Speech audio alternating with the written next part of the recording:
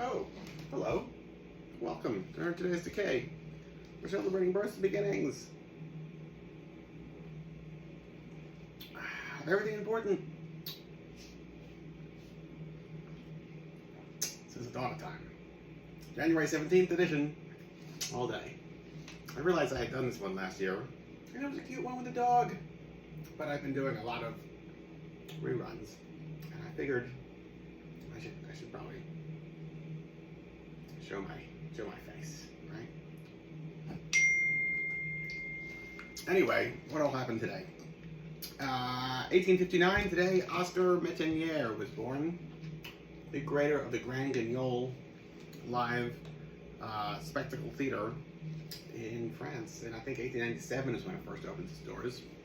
Andre Lord and a couple of other filmmakers, or rather stage directors and playwrights, wind up coming on after Oscar Metenier really starts Grand Guignol and taking it into making it their own and making it that much more gruesome and bloody, and it's quite exciting to see photos and scripts and everything of what they were doing. The original stuff that Oscar Metenier was doing was maybe a little bit more tepid, but you wouldn't have had what came later with Andre Lord without Oscar Metenier starting off what he did, right? So thanks to both of them. I'd say that's teamwork if I've ever seen it before. What else? Today, Emmy Hennings was born, 1885, who was a Dadaist artist and puppeteer and performer. Along with her partner Hugo Ball, they started Cabaret Voltaire together. There's some really great photos of her as a carnival fedora of some kind. I'd love to know the backstory for it. I don't, but it's really great imagery nonetheless. You could easily compare the two. Oscar Metenier with his Grand Guignol work, with Emmy Hennings with her Cabaret Voltaire work and her various stage performance work. This is all really exciting, wonderful stuff that is lost to time. You were either there for it or you weren't, right?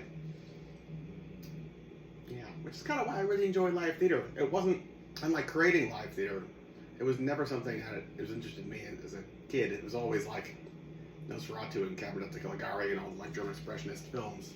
Which is what I was trying to say the other day, but I think the wind, I was putting on airs. It was way too windy. You get brief glimpses of what was going on in live theater saved in the films of the day, because these were popular and interesting and noteworthy and made the news. And sometimes these elements creeped into cinema, and sometimes those cinematic creations last till today, or continue to exist. A lot of it's lost, some of it is not, and I'm happy to say that stuff still is there. There's live, or rather there's filmed versions of the Grand Guignol, not the actual Grand Guignol itself, but people's remembrances of it, second or third hand. Mad Love, the opening scenes from Mad Love with Peter Lorre, takes place in the Grand Guignol itself. There's a bunch of other films that do similar. I'm not sure who or what's documented Cabaret Voltaire. That would be interesting, right? Yeah, I'm not sure. Anyway, Alva Rogers, born today in 1923, who was a science fiction, fantasy, horror illustrator. Here is some of her work. I can't think of too many female illustrators at this time. But here you go. There's one of them right there. Or her work, rather. This is a British reproduction of what basically went up in Weird Tales magazine around the same time. You've got Robert Black, Clark Ashton Smith, and the like in here. Yeah.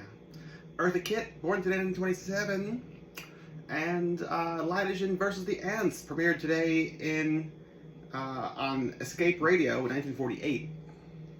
Carl Stevenson, is that the author's name? The Man Who Loved Ants. I know was what Forrest J. Ackerman used to like to lovingly refer to him as. I think he was his literary agent at some point, and I know he would hang out with him and like have like these like dinner parties for like him and a bunch of the elderly, who were writing 50 years before, who most of the he told me in with a big smile on his face that most of the like dinner party consisted of the time it took to like drive and pick everybody up one after another, bring them to the house to have dinner, and then one by one drive and drop them off. But the people involved were like, visionaries and like the pillars of science fiction, fantasy, and horror writing. So, okay. Yeah. And if you haven't listened to this old-time radio play, definitely do. It's really good. I'd say the only one that really tops it for me is Three Skeleton Key. But Lineage versus the Ants is super fun and really scary. Just like, turn the lights off and find it on YouTube or something like that, and just let like this whole other world envelop you. Yeah. Anyway, part of why I was thinking keep doing this was I wrote this calendar that I like year by year would add to, like a physical calendar. It goes a little something like this. Let's see here. It was the Midnight Monster Hop calendar. I was booking bands and DJing and like horror hosting the last Saturday of every month for many. Well, eventually it was horror hosting. At first it was just rock and roll bands and DJing. And then the last 5 years of it or so, we took our horror host characters from Phantom Creep Theater and brought them in for Phantom Creep Radio, broadcasting out of the Midnight Monster Hop. Typical branding. I'm not sure that it ever really truly worked or made sense to anybody, but it was fun. In the meantime, we were booking bands, and this, like, the sheets are like pull-away sheet, like the months are like pull-away sheets. Yeah, okay. Exhibit A.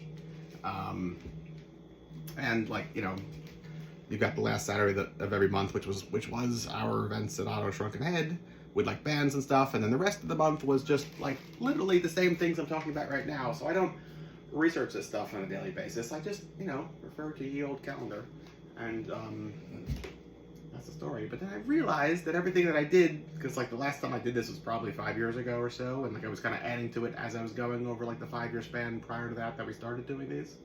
Are you following me? Maybe.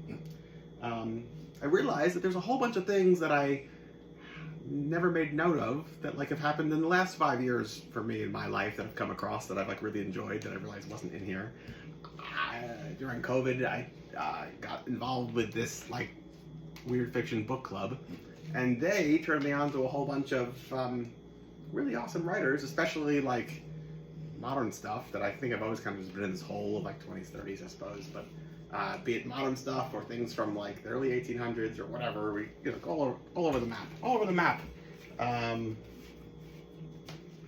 or different films I found in the last literally 5 years, or artists or whatever, how life kind of continued in the last 5 years. It's not on my calendar. My life, as far as marking it on these pages, stopped then. So that's wrong. And so I started like changing that and making notes and figuring out what's next and like adding to it. And I'm not saying I'm gonna have another physical physical calendar, but maybe. But either way, like I'm not leaving it as it was and adding to it because that's exciting and important and shows growth. It means I'm an adult. So says me. Anyway, that's it. The whole day. All sorts of exciting things for you to plan your life around, should you choose to. January, whatever the hell I said, today. All day, till tomorrow. Goodbye.